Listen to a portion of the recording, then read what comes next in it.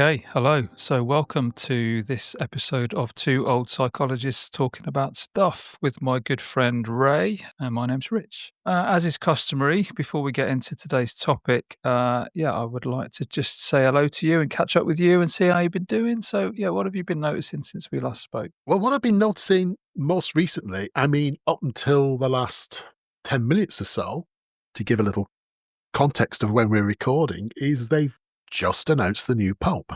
Literally in the last 10 minutes or so, which I wouldn't normally be that bothered about. I'm not Catholic, I'm not even a Christian. However, I've been following this conclave, as they call it, fairly avidly. Not out of some sort of grand national, I had a 50 quid bet on one of the cardinals or something. But I happened to have read the book Conclave, the thriller by Robert Harris, which is all about exactly this. And so I was kind of like reading it at the same time all this was playing out. So become sort of fascinated by the complexity of what's happened. So, I've not read the book. I've seen the film though, and Right. the same thing did occur to me when this whole business erupted, if I say that. When the previous pope died, it did occur to me that this would be happening. As I think I've probably said before, don't have any particularly strong religious convictions, so I haven't been following it. Have you gleaned anything about this process having read the book? Has it given you a special interest? Have you been leaning into it in any particularly informed way as a consequence? Well, it hasn't made me, kind of particularly have a sort of spiritual favourite that I was somehow backing from a distance. It was more the process. And, something I've always been kind of interested in is that overlap between sort of fiction and reality. And how do we dramatise reality and fulfil the things you want from something to make it interesting fiction, as it was in the book, and I'm sure it's the same in the film, which I know has been very well received. I'm looking forward to seeing it. And then seeing kind of the reality that it relates to. Suddenly, just details I would have been not at all interested in before, like some of the details of these people wandering around in these elaborate red costumes and how many times a day they vote and they go back for their lunch and stuff. And because those will be part of the plot, suddenly this thing that otherwise would just be kind of stuff happening, I think there's a whole new set of ideas and representations of it in your head. And you've got more to draw on that holds your interest a little more. It's very secret though, isn't it, the whole thing? You don't get to find out very much until the white smoke appears. Little puff of white smoke, yeah. They finished burning the old Pope's hard drive. Yeah. And, so there's a very bizarre mix of sort of medieval and modern. Your telephoto lenses trained on a little chimney they've put basically a firework at the bottom of to give the right colour smoke, so there's no ambiguity. Yeah, and I have an old friend who is kind of not in the Catholic Church, but in the Anglican Church, but was in Italy for ages there, so he kind of knows a lot of these folks. So following his social medias about his insights into it has been fun as well. So yeah, that's kept me very intrigued around the edges of actually trying to do functional work. And I'm assuming, despite social media posts from the White House that might indicate the contrary, it's not Donald Trump, the new Pope. It's not Donald Trump, but it is the first American Pope, a guy called Robert Prevost, who is to be known, I'm looking at my BBC news feed on my second screen, as Pope Leo. Not the first astrological pope, but an astrological pope. As in named after the sign of the zodiac or the astrological formation. Yeah, I suspect that's not his motivation. But it did strike me that, maybe that's what it is. Maybe it's going to be a big doctrinal shift in the Roman Catholic Church, that suddenly everybody's going to be doing the horoscope every week and work out who's in charge for the next 4 weeks of everybody having all the same attributes because you all got the same star sign. I feel like we should move off this topic before we're surrounded by villagers with burning torches. Or one of us says something we'll regret. What about you? It sounds like you've not been avidly Pope watching. Haven't, no.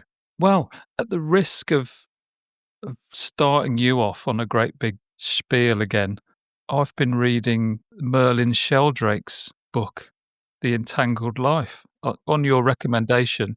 And having spent far too long talking about mushrooms in a previous episode, I'm not sure I want to go down that road again. Other than to say, one of the things I've noticed is how annoying you are at saying something which I sort of want to make fun of you about, and then it turns out to be wise and clever and insightful and something genuinely interesting all along. And you've sort Ah. of pulled the comedy rug from under my feet.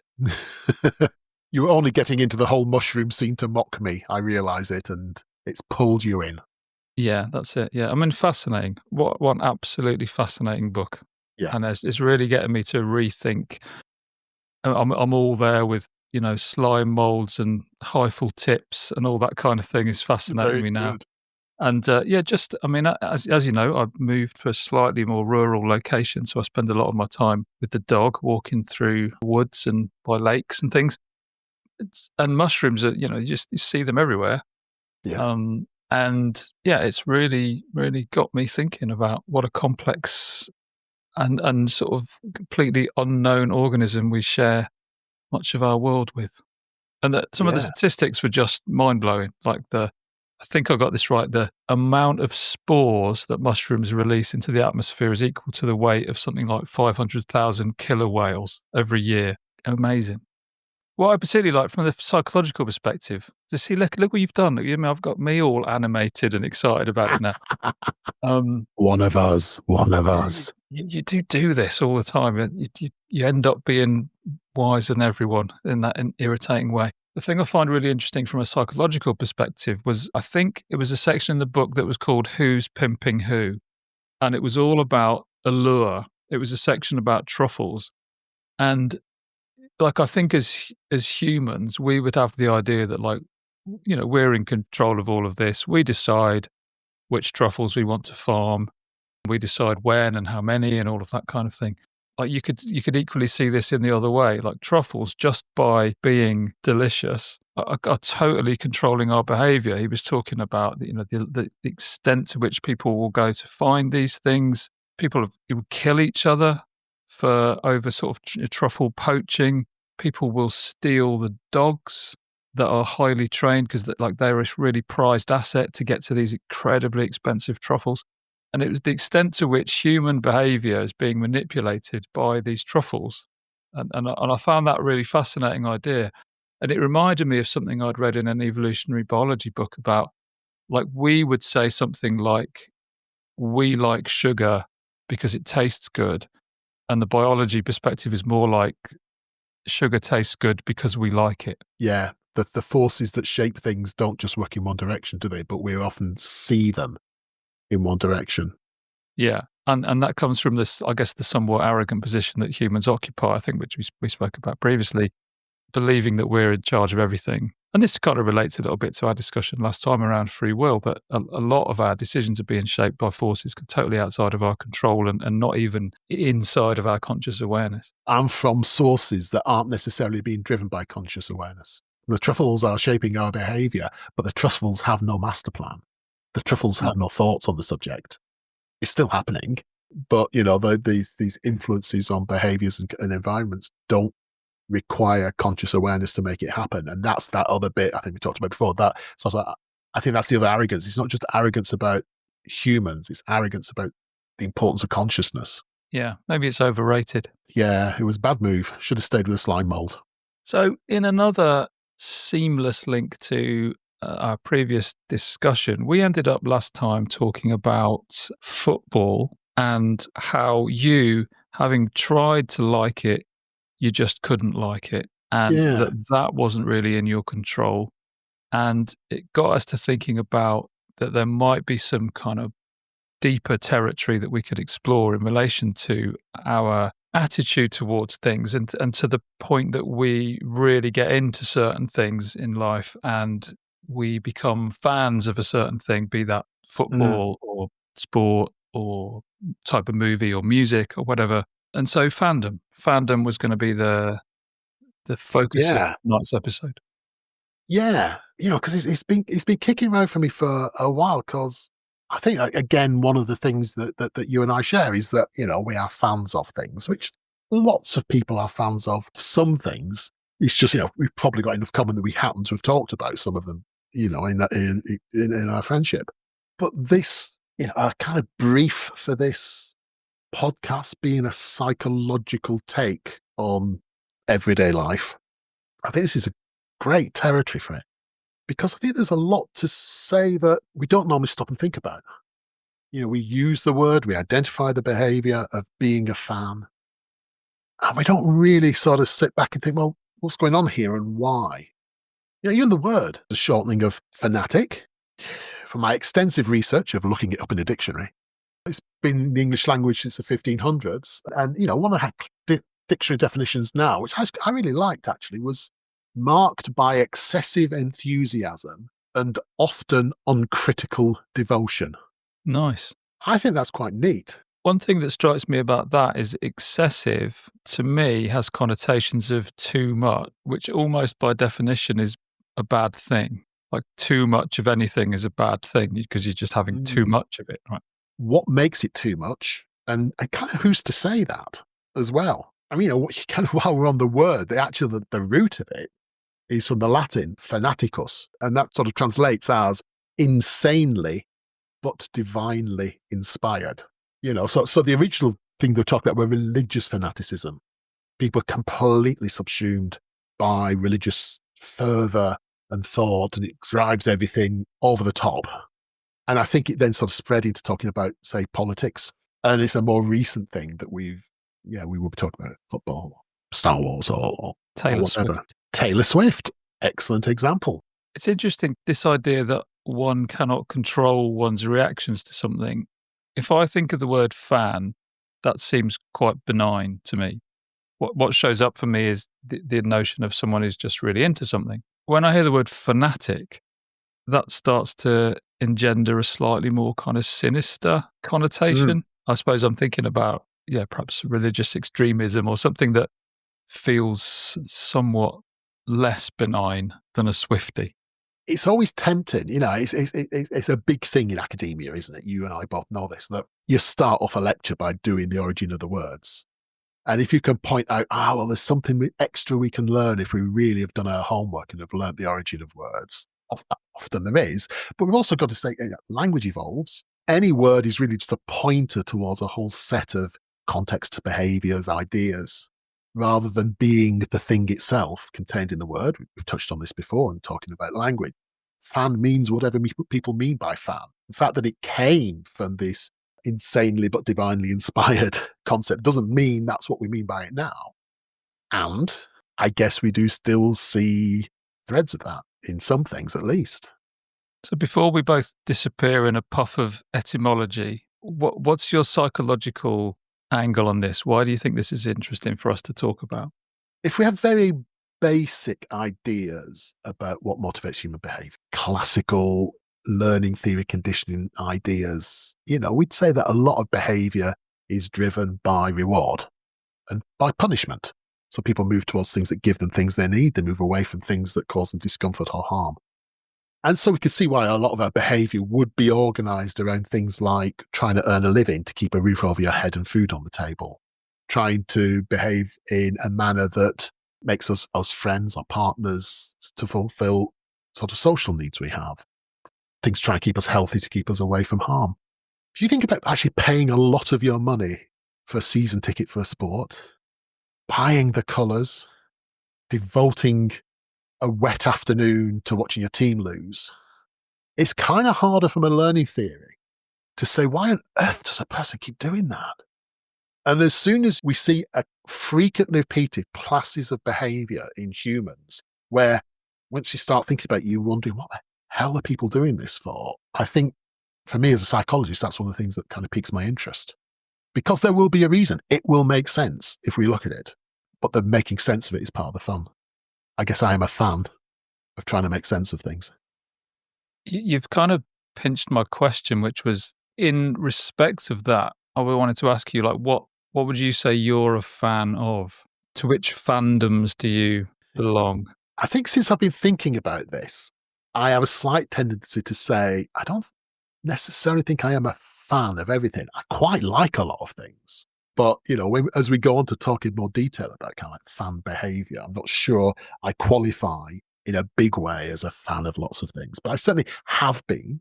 I suppose my first fandom was all around sort of science fiction stuff. So as a 7-year-old, becoming intensely interested in Doctor Who, which I can pin down, if I have the dates up, I can pin down to a specific day because like Doctor Who, like most TV series in those days, wasn't repeated, no videos, nothing like that. So if you go back through the records, I can remember the first episode I saw. And so I can pin down that it was October or whatever on this year. And getting really interested in that, then sort of, in a childlike way, kind of seeking out everything I could about it and getting involved. So, yeah, so sort of science fiction-y stuff, I guess, has been one theme throughout my life. And I guess the other would be certain kinds of sports. Not football, as we've established, but maybe rugby and cricket. What about yourself? As if I didn't know the answer to some of these bits. See, I'm desperate to ask you now which episode of Doctor Who. Spearhead from space. Spearhead from John Pertwee. Space, 1970. I may be about to get this wrong, but I think that's where the Autons first appeared, these sort of shop window dummies that came to life. That's the image that stayed with me. Well, I can imagine that would. It's a very powerful image. Yeah. 1970, first John Pertwee episode, first episode screened in colour on the BBC. You see, when it comes to fandom... I've just revealed myself there, haven't I? Yeah, I mean... Excessive enthusiasm, was that one of the criteria? Yeah, knowing all sorts of completely useless facts about something and not being able to remember what I was asked to go to the shops for at the same time. Yeah, so that same for me. I don't know why. That's interesting, isn't it? That we've gravitated. Like I didn't know that about you till very recently. That you were probably as into Doctor Who as me. Yeah, so that same. I mean, I think as sort of geeky and niche as it sounds, I think Doctor Who sort of taught me how to read, really, because as you say, back in those days, you couldn't rewatch episodes of Doctor Who. Once it was on, it was gone, and there was never even any conception that I might ever see those things again, and apart from some vain hope that there might be a repeat on BBC Two at some point. But yeah, I was a voracious consumer of the novelizations, the Target novelizations of the books. So yeah, I'd collected books, and there was the first sort of series of books that I really got into, and so as a child, I read those, and I think that was the thing that captivated me in the whole art of reading. Yeah, a real formative experience in a number of ways. So yeah, that and I think that went into other types of science fiction. I mean, the first time I saw Star Wars was just mind blowing. I was 6, saw it at the cinema, and yeah, just mind blowing. I remember coming out thinking nothing is ever going to be the same. I've just seen something that's expanded my mind. Yeah, and then football, just an unending appetite for football, which is football's quite a cool thing to be a fan of because it just never ends. It just never stops. There's the season, there's the FA Cup, then there's summer, you get the international tournaments. I mean, I despair in the seasons where there isn't a summer tournament. It's like nothing to do except just hang around waiting for the fixture list to come out. But even then, I would be on the websites all day looking at transfer rumours, so that I can't get enough football. And then music, I think, would be the other thing. There's certain bands that are just at a particular formative point in my youth I got into, and still massively into certain types of music. And I learned to play the guitar off the back of that, was in bands myself. So those would be my things, I suppose. Yeah, science fiction, football, music. Very predictably blokey, I suppose. What do you think it is about those things? You're not the only fan of those things. Those are things that popularly sort of some people can become fans of. And there are a lot of football fans, probably not that many cheese rolling fans, because cheese rolling is something that happens once a year, and there's probably not that much else to say about it. And the now well-known phrase, the football never ends. I guess that must be one of the things for people to be fans of things. There needs to be something ongoing. Could you really be a fan of a single painting? You might like it, but would that engender fan behaviour? Could that take over your life? I don't know. Yeah, that's a fascinating question. It's, like one molecule of H2O doesn't have the property of water. Right. Like you can't just have one water molecule. It's not watery, right? You need Yeah. several of them. It feels a little bit like that. Um, Okay. Yeah. but I definitely know that there are fandoms out there for some, obscure film or something that came out and it only ever came out once, but you can find a Facebook group devoted Yeah. to it. But I think you're Yeah. probably right. I think things don't grow to really kind of critical mass in terms of the sense of being able to create a community around it, unless it's something that is somewhat repetitive. Like there are more iterations of it, like a TV series or like a band that releases a number of albums. Yeah. I don't think it's impossible, but I think those kind of groups would stay incredibly niche if there's not several instances of the thing. One of the things I wanted to reflect on was how fandom has changed, or the potential for change in fandom with the way society has changed. So, for instance, go back to me, and it sounds like you as well, as like young Doctor Who fans. And like you say, well, some books got published, so you grabbed those. I remember being incredibly excited that a kind of a magazine special came out to mark an anniversary of how many years Doctor Who had been going. I looked forward to that for weeks when I saw it advertised, and I read it and reread it. I would look in the Radio Times for any pictures to do with Doctor Who, cut them out, put them on my wall. But there was a limit of how much I could actually do. You could join, and I did a fan club. So once every 2 months, you got this little photocopied newsletter, which you'd then digest, and you could even write into it. But there's a limit to how much fan behaviour you could do. And I think we contrast that with how things are now, where through the internet particularly, you could be constantly in contact with other fans, arguing on a forum, sharing stuff, making up fan fiction, making up unlikely relationships between favourite characters in a TV show, and then liking each other or criticising each other for doing them. There seems to be a real sort of shift in how much people can become completely absorbed and how much of their time can be poured into this fan behaviour. Yeah, there's absolutely been a seismic shift in that, I think. I was listening to somebody who was a journalist, I think. She was talking about social sciences and the way society has changed as a consequence of the internet. One of the things that she said that really resonated with me was the idea that if you were weird, and like you could say we're all a bit weird, right? We're all, but if you're part of a village community, Yeah, you're in a village community with people who are weird in all sorts of different ways. But now with the internet, it's really, really easy just to sort of, your community becomes people who are weird in the same way as you're weird. And there's something about that that's possibly not entirely healthy. yeah, So like I can recall, for example, being really into Doctor Who, but I was the only one of my friends that was. And so it wasn't really something I talked to them about. Oh, people would watch it because lots of people did watch it, but that was it. Nobody else was collecting Doctor Who novels. I connected with my friends about all sorts of different things, and that was just one of them. yeah. Whereas I think it's quite possible now for people just to connect over this one thing, but in a degree of depth that wasn't previously possible. Which, like all things, I guess, is going to have pros and cons, isn't it? So, like you say, on the plus side, you might not be so lonely. If there's something that really matters to you and everybody else is really sporty or whatever, you're not the sporty kid, or you're not a socially confident kid, but you're really, really into this particular niche, that can be a fairly lonely life. Whereas when you find your tribe online, suddenly you're not so lonely anymore, and your behavior isn't out there weird because this is the norm for this group. So, from a sense of belonging, I think that's one of the real benefits, and the technological changes mean that geography is less of an issue than it used to be.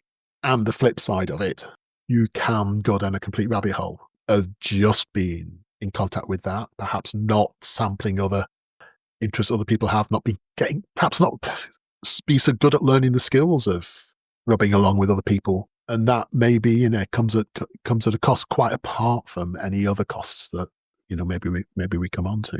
It's interesting as a question because I think, what's the common thread? Like what is it about science fiction, football, music? Of all the various things that I like in life, why would I say that those are things I'm fanatical about. There is something about connection that's common to all of them, like connection to not necessarily a community, but maybe it's an idea. I think humans have an innate need to connect. Like we're just that kind of primate, aren't we? We want to connect. We are social, but I think you can find a fandom that connects you to a community of other people, but you can do some of that connection in your head. I think, like you can become very connected to characters, even if they're imaginary, or you can become very connected to pieces of music. They just mean a lot to you. So I think it is about connection, although I think that connection can occur in different ways. It's funny as you're saying that, Richard. I'm sure it must be the same with football. Certainly in enjoying being a fan of rugby, going to rugby matches. One of the things I almost like, one of my favourite moments of it is heading towards the stadium. And it's this sense that at about the same time, loads of people are going to be arriving at it from loads of different directions. And initially, you're just seeing the odd person wearing the same colours as you. And then as you get closer and closer, more and more people, and the crowd's getting denser, and you're becoming a part of a crowd rather than just an individual who happens to be wearing a red and white top in my case. And for me, no matter how things go in the match after that and whatever fun there is in store, actually that's that sense of everybody moving in. And I guess that's not specific to football, is it? I mean, it's the same going to a gig as well. People who live their lives around being a Swiftie felt exactly the same when they went to the huge concerts that she's been doing. It seems to be an almost religious experience for a lot of those folks. It's interesting there that you would use religion as an analogy. One of the things I often say about football is there's nothing else that, in the case of my team, 25,000 people of the local population would gather together and do on a regular basis. I Yeah. can't think of anything. And no disrespect to other sports, but football is just much more popular in terms of numbers of people who are that dedicated that they would go and watch their team every other week in those sorts of numbers. There is something about the increasing secularity of countries like the United Kingdom and probably Mm, most Western democracies apart from America. There's a bit of a void that's been left by the decline of religion, because I think mm, the local church would always have been the community hub, and going back years, it wasn't just services that took place inside the church. There was markets and all sorts of things happen. It was a real mm. big community place. And with the decline of that, perhaps there's been a need for people to connect in other ways. And the thing that strikes me with that is, I don't think it's a superficial link either, is community singing. Yeah. And okay, so yeah, singing as such, perhaps less than used to be in most organised sports, but joining in, shouting together, making noise together can be a really joyous thing. And those massive shared upsurges of excitement when suddenly it becomes apparent that something's good is going to happen with your team. That's not a feeling it's easy to find in other places, I think. I don't get that. I love the theatre, but you don't get that sort of, oh yeah, Hamlet's really going for it now, yay! That seems to be a particularly sporting sort of thing. Yeah. That thing that you're describing, the excitement of being on the way to the ground, because I think it's somehow bigger than that. Because a lot of people, it is a community activity. It's a thing they do with friends and family. And so there are other rituals around it, like they like going to the pub or grabbing some food. I mean, I remember going to a football match in the States. It was something that I wanted to do. I'd never been to a football match in the States, and so I went to watch New York Red Bulls play in LA Galaxy. And this kind of stuff that's associated with American football. So like the cookout, like Yeah. so the car park for hours before is just full of people having barbecues, you know, and that's just a Excellent. massive part of it. That's a big Yeah. part of it. And that was just interesting to observe that Mm. there's a whole ritual. The logistics of that are quite something, aren't they? That a family has got to kind of pack up a barbecue and a load of food, get it all out, do that in the car park, and there's a lot of communing with other fans Yeah. before the game. People might not describe them as rituals, but they kind of are. Mm. It's the sort of there's communion, isn't there, and breaking of bread and all of those things that Yeah. happen around these things. Yeah, it's more than the thing itself, isn't it? It's this bigger kind of Mm. ecosystem around the thing. Say like going to the pub beforehand, and people probably have their favourite place that they Yeah. go to, and that's part of the day for you. A slightly different but maybe related thing is I'm not a massive attender at these things, but I go from time to time, are science fiction conventions. Oh, So, I like to spend the day. I've got that kind of geeky interest. I like to, hear actors talking about what goes on behind the scenes. I like to hear directors talking about, mm, how they made films, or special effects departments talking about how they did this and that and the other.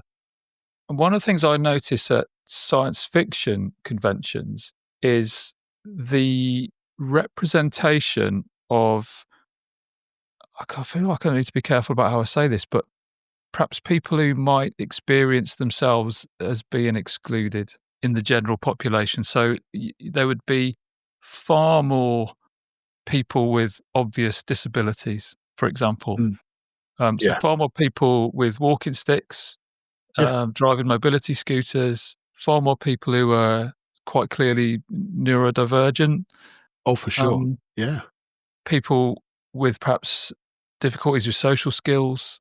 Those people are far more represented at a science fiction convention than they would be in like just regularly walking around town.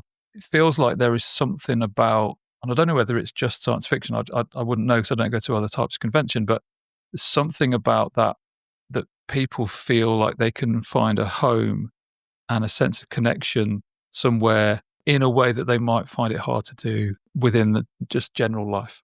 yeah. We have more in common than separates us. Which we kind of aspire to for humanity anyway. But it's really there, isn't it? We have a real enthusiasm for this, and the fact that there are other aspects of us that might be different. It may be in that context much less important, even given the usual, often unhealthy ways that sort of social pressures lead to emphasizing difference and us and theming. Actually, when we're all together because of this, there's much more of an us. We're talking about this process almost of fandom, this behaviour of fandom. We've already identified this kind of slightly different things that go with it. The thing that the fandom is attached to is going to be a source of variation as well. I was having a little kind of read around a bit, what is actually done on research with this. And a lot of research really was done around sports fandom. And I think you told me once about some research about the sort of the net impact of pleasure and stress in sports fans. That actually, the research suggests that people are one of the things that attracts people to following sports is this balance of the euphoria of things going well, but actually the misery of things going badly is also an intrinsic part of it. And on average, for a sports fan, unless you're just completely kind of glory hunting and you switch team allegiance for whoever's best at that moment, which, yeah, let's face this, is despicable behavior. I mean, that's just not acceptable behavior. Anyway, most sports fans are probably, Fair weather fans, right? yeah, No one likes them. probably have half and half scarves as well. Yeah, the average fan is going to experience more pain than pleasure. And yet it's the balancing of the two. So, and this phrase has been used is eustress, EUSTRESS. So you've got stress, but stress that's perceived as a net thing that you're attracted to in that context. So if that was me that told you about that research, I've absolutely no recollection of it whatsoever, although I could tell you the transmission date of Genesis of the Daleks. Well, and that's part of it, isn't it? That's part of the fandom thing, is that our head is full of things like the transmission state of Genesis of the Daleks, and it pushes out stuff that might have been marginally useful. Like you say, so what did you go down to the shops for? Okay, so I've got, as a football fan and somebody who I know has regularly followed a team, here's one of the questions that kind of to me, has often occurred to me when I'm thinking, I'm not a real fan, I don't think. So if you have a choice between going along to the best football match that has ever been played and your team's in it, it is a roller coaster, the best skills are on display, and you end up losing by one. Your team end up losing by one, but it is, everybody agrees, best football match ever. Or you can go along to the dullest football match grinding it out in the rain. Nothing's happening. Somehow your team manages to win by one. Which you're choosing. Well, to me, that's a no-brainer. I'm going to the entertaining one because I know that even though the final result might be disappointing, the roller coaster of emotions up until that point will have been incredibly rewarding. Right. And I do think there are some people that would say the other. Yeah. I can remember with my team, I went to Wembley.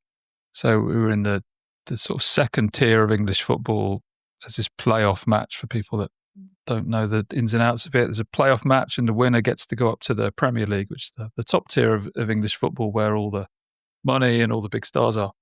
And so we won this match, we got promoted, and I can remember thinking, like, that day would have been perfect had we not had to get promoted, because the next season was awful. We we were clearly not good enough to be in that division, Yeah. and it was just, drubbing after drubbing, terrible quality defensive football against these far better teams. I just didn't enjoy it at all. And it was great when we got relegated again because we suddenly became much more sort of competitive.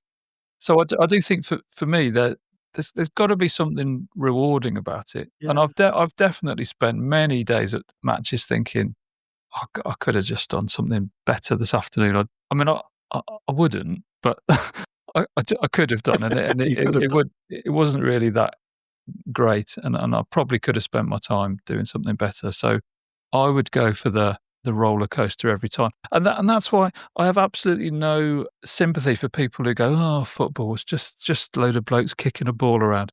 You are missing out on the carnival of the whole thing, right? And the absolute highs and lows of emotional investment in something. And so, like, I hope you're getting that elsewhere. Like, if you don't like football, I hope you have something in your life which is incredibly euphoric Yeah. and deeply depressing all at once, because it's the light and shade of that it makes life really enjoyable, and the unpredictability of it. Oh, yeah. Like, I mean, that is what keeps us coming back, I think. I'm a big fan, again, of the fantasy football. So it's like this sort of online game where you pick a team and you get points depending on how well the players that you Mm. pick perform in real life. And so, I sometimes look at my team some weeks and I just think, yeah, that is it. I'm going to absolutely storm it this week because I've picked players in winning teams that are playing against weak opposition. So of course they're going to bang in a hatful of goals, and it all goes to pieces because it's just so unpredictable. And I think that's one of the joys of it. That's one of Yeah. the joys of sport. And I guess that's a bit different, isn't it? Because it's interesting. It's getting me thinking, because I can't really apply that. You can apply that to Doctor Who these days. Oh, you It's a certainly can. very mixed bag these days. But you can't really apply it to music. Like, if I put on a favourite album, I know exactly what I'm gonna get. If I go and see that band live, I pretty much know what I'm gonna get. I mean, you It's might not know what the interesting. next album's gonna be like. No, that's So true. there's that element, I guess, and again, maybe it's just us being psychologists tending to look at things this way, but it's like the process and the content. And there's a fan process, but the content's also gonna matter. And the content of music fandom has differences, contextual differences to the science fiction fandom, to sports fandom, to all the other fandoms that are out there. It's just, we've picked the three that I guess we're most familiar with. And as you say, yeah, we want people to have that light and shade. And I was fascinated in the in the early days of kind of competitive reality TV, So I guess, the launching off point really for that in recent times was Big Brother. When Big Brother first launched, it was a big deal. A lot of people were following it very, very closely. And one of the things I noticed was people who I knew weren't particularly into sports at my place of work were fascinated, and they were really interested in everything that was developing each day, and they were talking about this. And you just had this feeling of, you should follow sports because you get this all the time. This is what we have. And it's the same with Strictly Come Dancing. Strictly Come Dancing is like sport. You can think about it, you can read about it between episodes, you're wondering who's in, who's out. I think it's sport for people who don't like sport.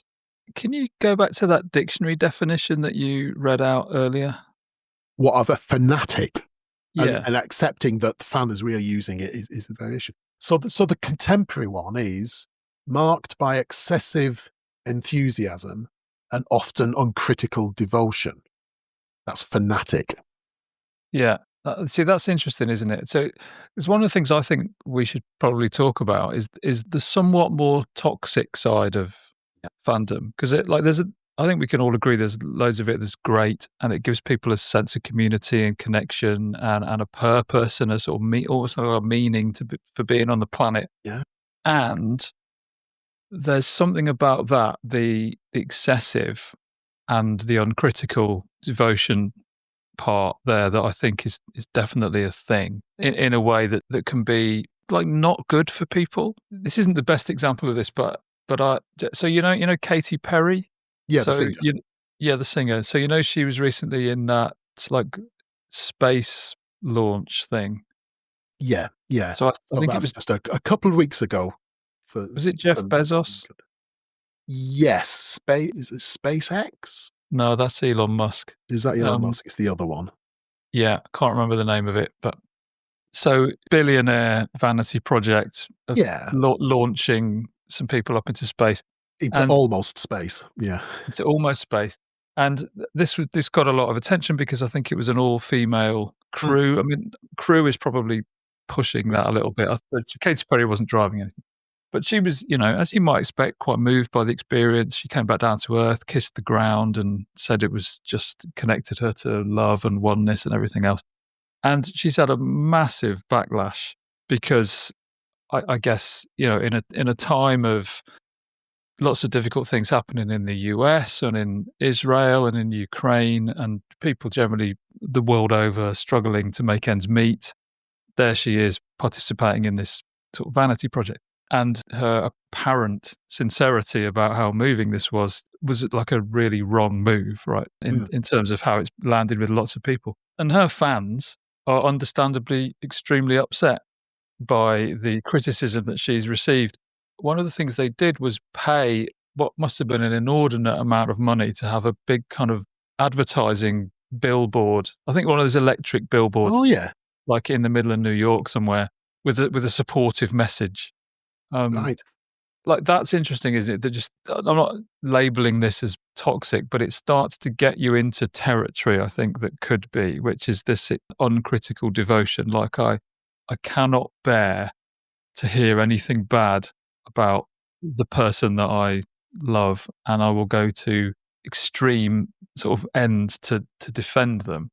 Yeah. And I think that does take you into a sort of territory whereby, like I've flirted a little bit with being part of online communities of the things that I'm really into, and I've not found it a great place to be just because of the amount of kind of anger and vitriol that people direct at each other over the slightest thing, massive disagreements over whether the unit stories in Doctor Who should be dated to the 1970s or the 1980s. Oh wow. That kind of level of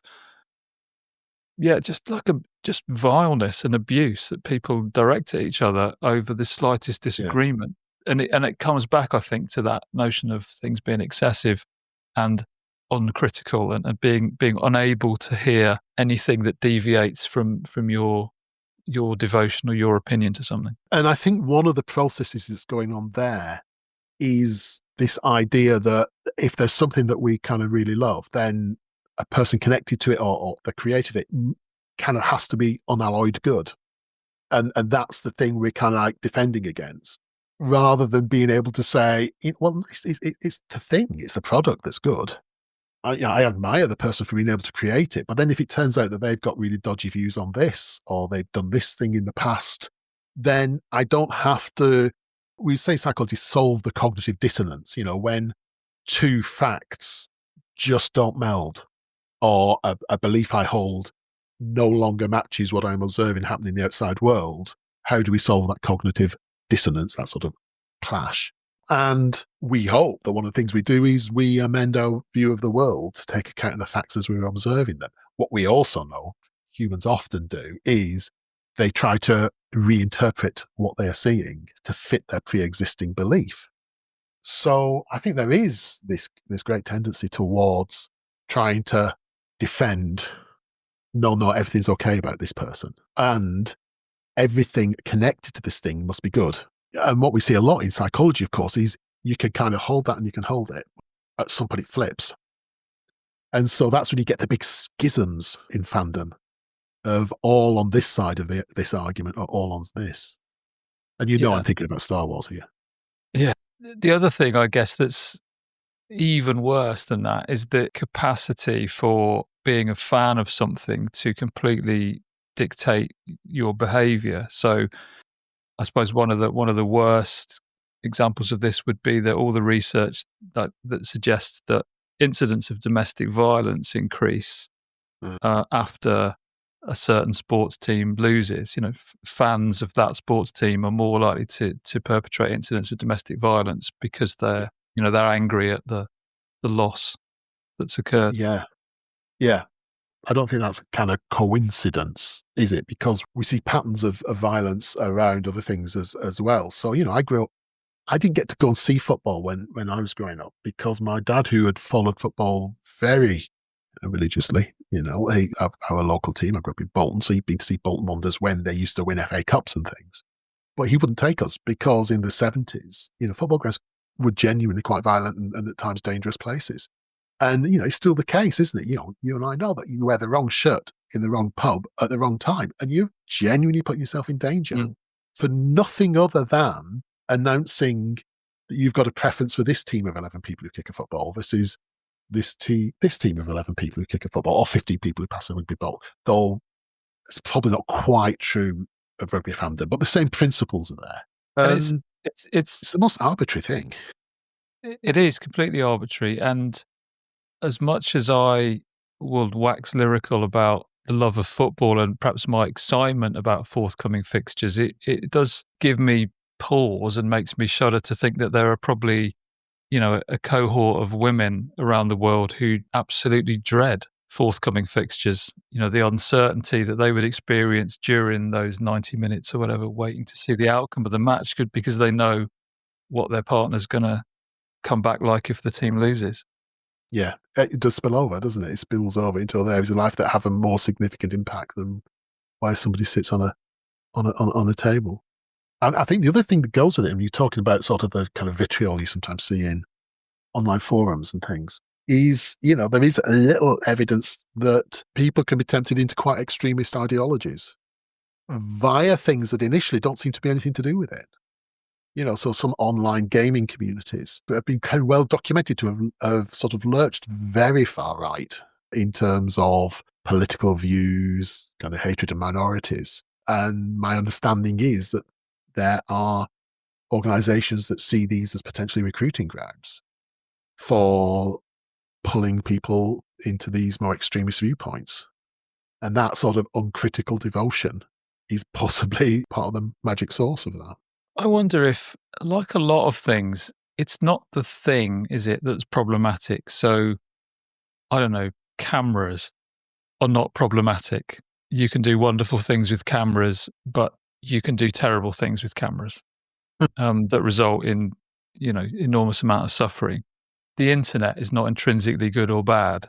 It's responsible for some wonderful connections that people would never have otherwise made. And it's responsible for awful things too, and people connecting over really sort of malicious and sinister things. Maybe all of the things that you could list as being the sources of fandom, that they are just going to reflect human nature in some way, in the sense that people are going to sort of see the good in that or use it as a source for good, or they're not. They're going to do quite the opposite. And maybe that's just the sort of the nature of humans. Anything you could care to mention, some people can use that for good and or not. Yeah, I'm sure you're right. And maybe there's something about when we really get fans of things, the distillation of it, the intensity of it, that then makes those other human instincts, distills and intensifies those as well. Anything else you want to say about this before we run the risk of outstaying our welcome? No, I think we could both go on about this forever. But okay, so the last thing I think is, amidst all the downsides, what brings people joy and doesn't cause harm to others, we shouldn't really be down on. If people are really enjoying stuff and it's not harming others, that's a good thing on balance. Okay. All right. Well, so are you ready for your completely unrelated question? Ready is a strong word, but I am willing. Let's go and ask Ray, shall we? Okay, so I'm going to give you 5 items and you need to tell me whether you store them inside or outside the fridge. Okay. Ketchup.